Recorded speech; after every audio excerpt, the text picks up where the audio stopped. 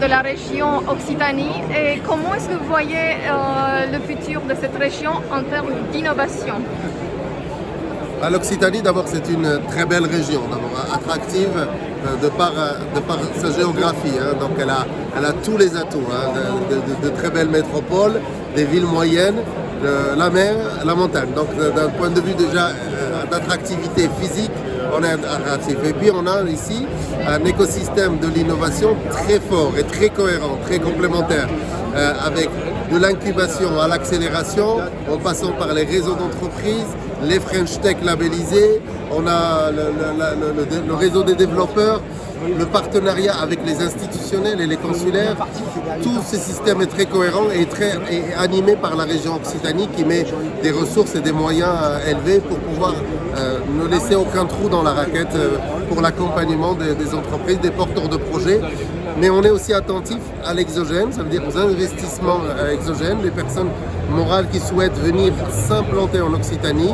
On est une région, je l'ai dit, attractive avec des universités, des grandes écoles, des laboratoires de recherche puissants et reconnus mondialement.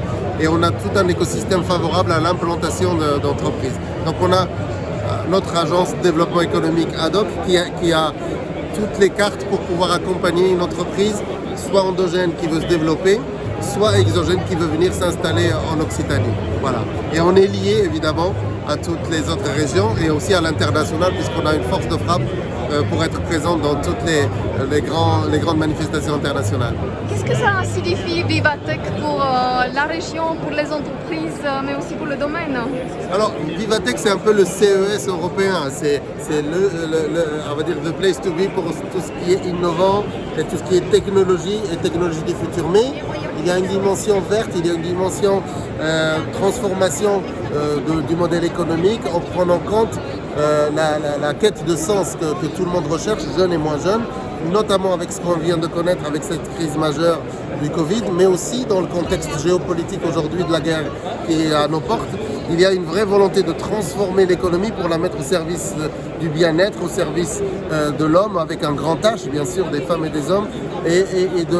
Donc il y a le bien-être, il y a la transformation de la société, transformation numérique, industrie du futur, mais aussi transformation sociétale, environnementale et aussi la transformation pour les métiers de demain. Il faut inventer ce futur, donc qui a du sens, qui prend en compte les préoccupations de nos concitoyens en matière d'environnement et de climat, mais aussi de bien-être et de travail qui répond à nos préoccupations profondes, à une philosophie nouvelle, celle de combiner, de mettre l'économie et le travail au service du bien-être et du développement humain.